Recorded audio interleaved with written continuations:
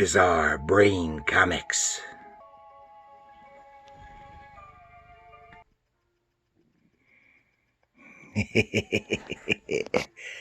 Hello, my comic book friends, and welcome to Bizarre Brain Comics.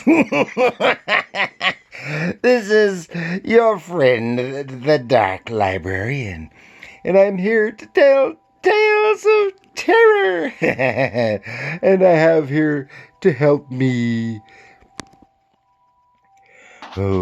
my friend Mr. Bones and his friend Bat Bones. And we're going to feature this issue here of DC's Weird Mysteries. Number 17 from 1975. Oh, spooky stuff. Oh, yes. Weird Mystery number 17. It's Weird Mystery Tales from DC Comics, 1975.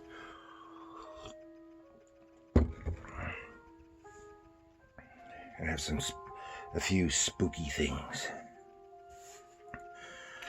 And this, of course, this cover is, as many of them are somewhat misleading. See, where are you, Mr. Eisen? It's time for dinner. And it looks like this guy would be a butler. And a gator comes crawling down the steps in the clothes of Mr. Eisen.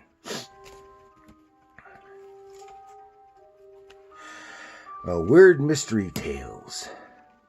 Now, the story we're going to look at was written by Paul Levitz, with art by Ruben Yandock.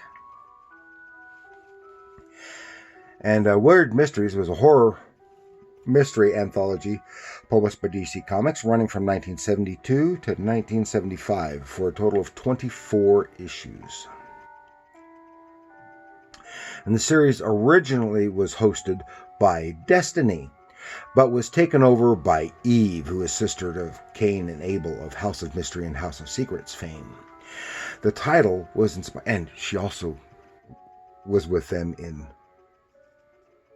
in Plop. The title was inspired by the success of Weird War Tales and Weird Western Tales. The first issues that were printed was material by Jack Kirby. I don't have any of those. I wish I did. And they were intended for his black and white magazine, Spirit World, which I also wish I had. But that only ran one issue, and was hosted by, those stories were hosted by Dr. E. Leopold Moss, while the book itself was hosted by Destiny. Those stories were hosted by Dr. Leopold there. So as an anthology, it featured work by a whole host of creators, greats and soon-to-be greats from the DC stable.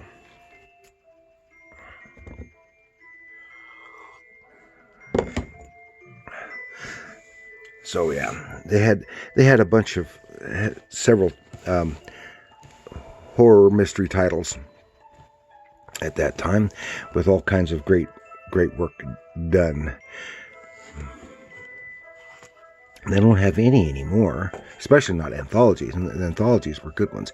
Here on the splash page has our intrepid horror host, winging her way, or should I say brooming her way through the skies, and she's inviting everyone in, and she is flanked by a bunch of bats who fly along with her, and it's a really nice rendition of that bat right there, with a werewolf in the background on one side, and a faun who is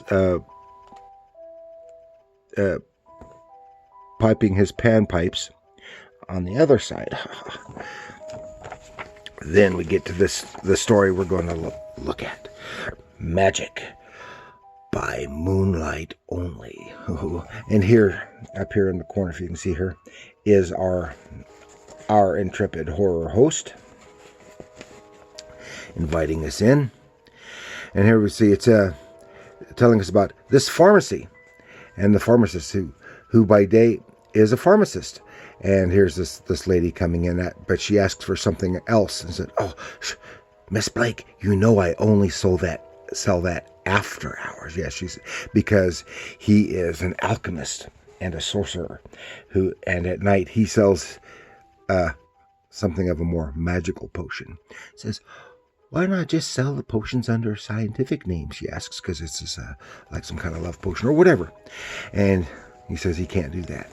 And here he is, doing his business by day on the one side and his weird business, and you can see his weird clientele at night. Then one day, this guy who comes to inspect his establishment, his pharmacy, to make sure everything's okay, said, "Make sure it's up to standards." "Well, I'm just going out. Come back. How about, I just had an inspection just 6 months ago."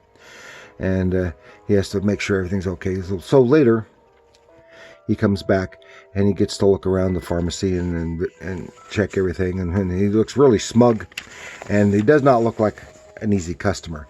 And he says, no, this won't do. And he says, "I'll come back and check everything further, but if things aren't up to snuff, you're out of business." So he's figuring what to do. So he concocts it. Has the guy come in the evening, sits down, have a cup of tea, and because he had cast a spell, and the spell, and while the man's sitting there, this giant hairy spider comes up behind him to get him. And says, "You won't put me out of business, and you won't blackmail me."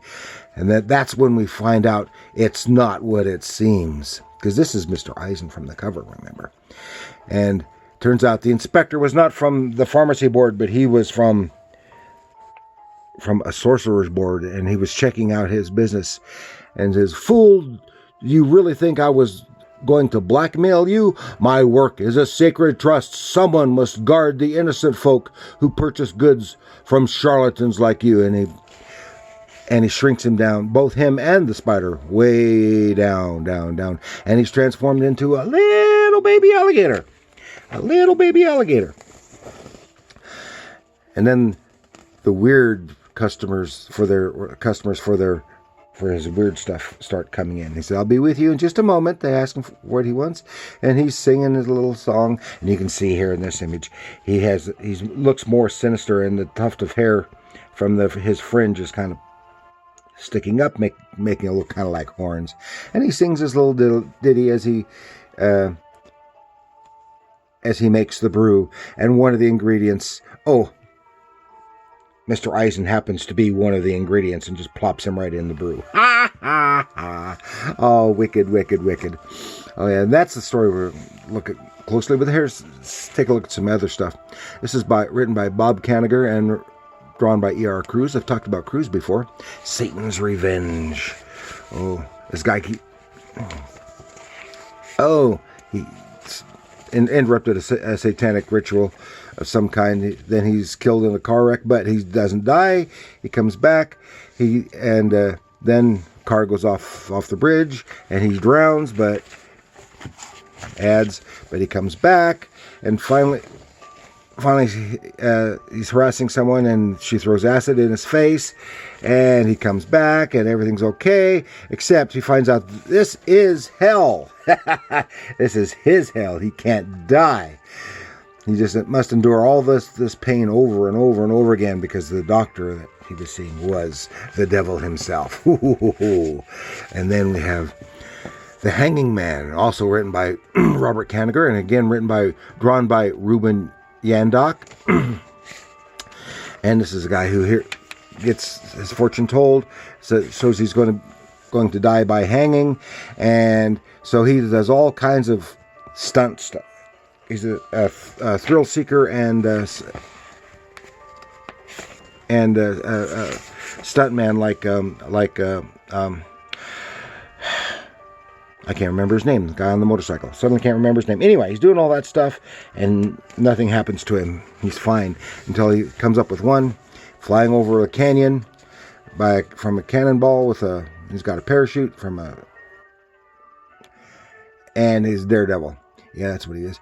And he parachutes down, which should be safely, and then we see at the end, his parachute got hung up in in a tree, and he died from hanging. And this was going to be his last deal. Oh, and here we got a nice ad for a claw. I'm going to plan on doing claw sometime. Like kind of say, oh. And that is this issue of Weird Mystery. It's not extreme because, it had Comics Code, but they had loosened up in recent years. So it's not extremely horrifying, but it's a lot of spooky fun, and I love these books.